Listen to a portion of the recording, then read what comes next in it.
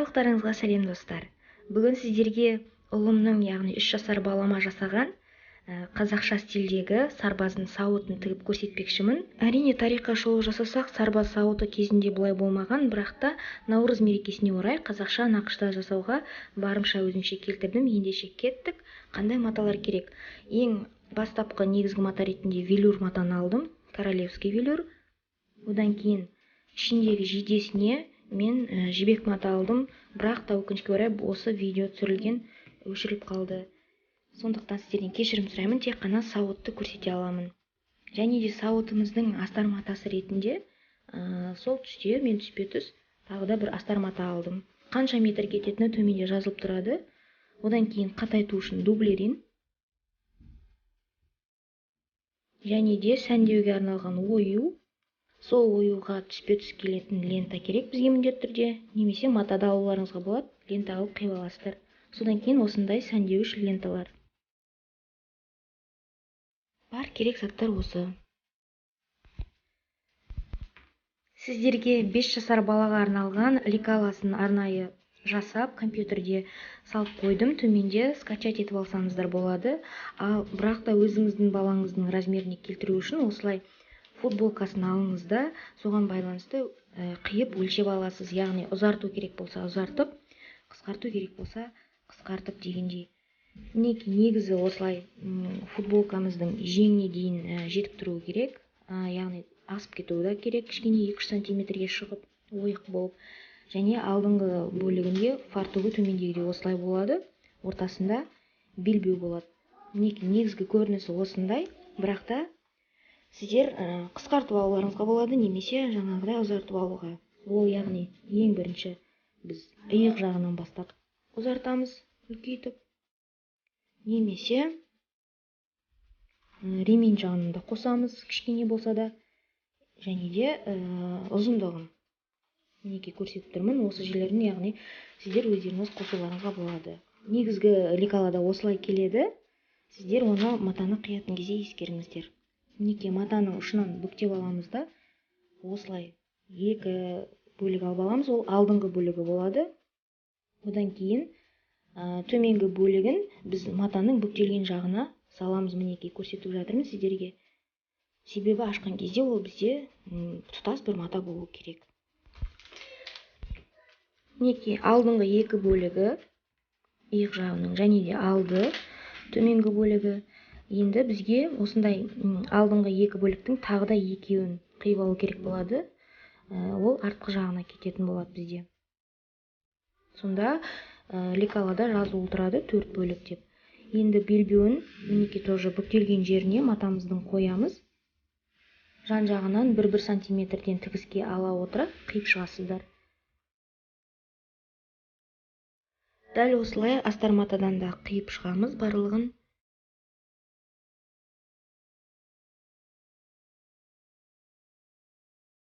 Негізгі матамыздың бөліктеріне осылай дублерин матамызды қиып алып, үтіктеп үстінен жабыстырып шығамыз.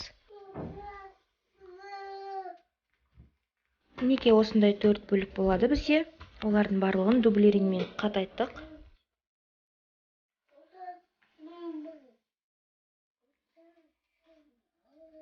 Әрі қарай тікпес бұрын сәндеуге кірісеміз, яғни оюларымызды алып, мен осы бір оюды 3 бөлікке бөліп қиып алып, келтіріп осылай алдын ала өлшеп алдым. Және де жан жағын біздің сәнді лентамызбен сәндеуді жөн көрдім. Әрі қарай барлығы видеода көрсетілген.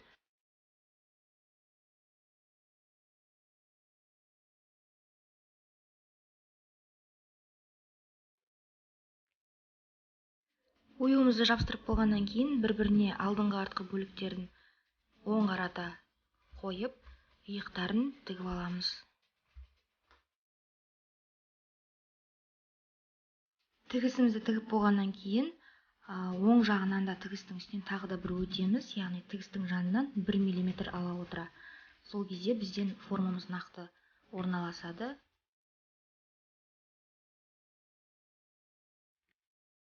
Енді сауытымыздың алдыңғы төменгі бөлігін сәндеуге көшеміз. Бағанағы ленталарымызды алып, дәл осы видеодағыдай сәндеп шығамыз.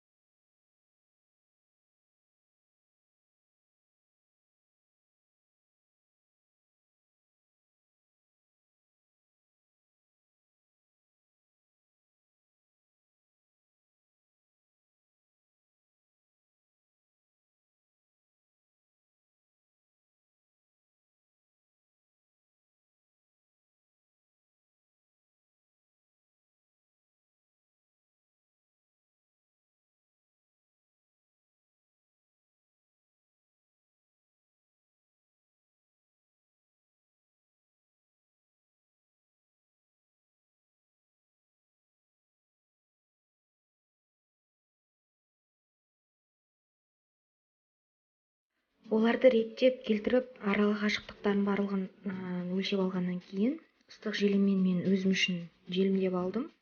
Сіздер инемен де қадап қоюларыңызға болады.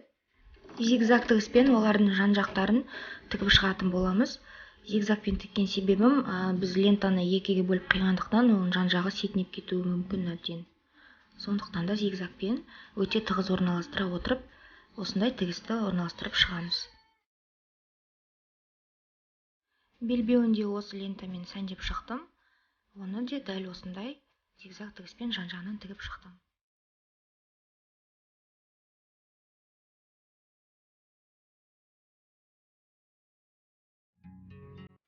Мінекей нәтижесі. Белбеудің дәл ортасын тауып аламыз екіге бүктеу арқылы. Және де сол жерде инемен қадап белгілеп аламыз, немесе сабынмен сызып алуларыңызға да болады.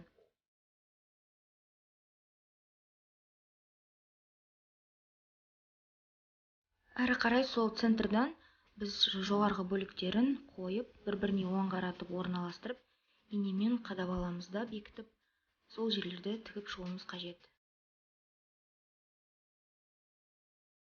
Және төменгі бөлігінде дәл солай центрдан есептей отыра, ол жағында ортасын тауып алып, тігіп шығамыз. Мінекей нәтижесін балаңызға осылай кигізе отыра көріп, белбеуі дәл келетіндей беліне артық жерлерін қиып тастаймыз, себебі біз белбеуіне ілмешек салатын боламыз.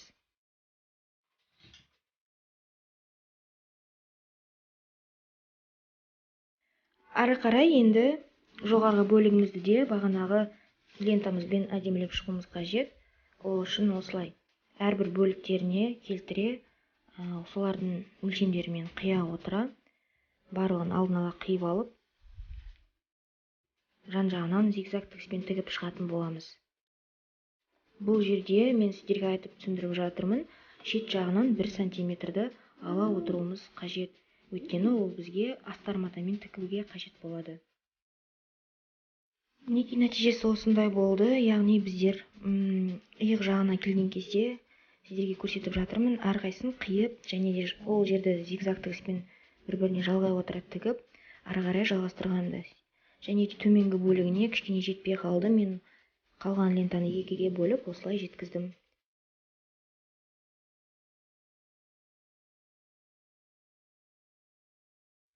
Астарматадан қиылған бөліктерімізді де дәл солай тігіп отыра, бір-біріне тігіп болған соң, негізгі бөлікпен оң қарата бір-біріне қаратып аламыз да. Дәл мен сіздерге мына жерде видеода көрсетіп жатырмын. Қай жерлер тігілуі қажет, қай жер бізде тігілмейді. Яғни төменгі бөлігіміздің ең астыңғы, яғни үшбұрыштан келген бөлігі тігілмейді. Сол жерден біз оң қаратып айналдырып аламыз. Өзімізге жеңіл болу үшін әр жерден инемен бекітіп аламыз, сосын барып жан жағын тігіп шығамыз. Бұл бөлікте тігілмейді, себебі біз оларды кейін белбеудің мінекей мына жеріне тігетін боламыз зигзаг тігіспен.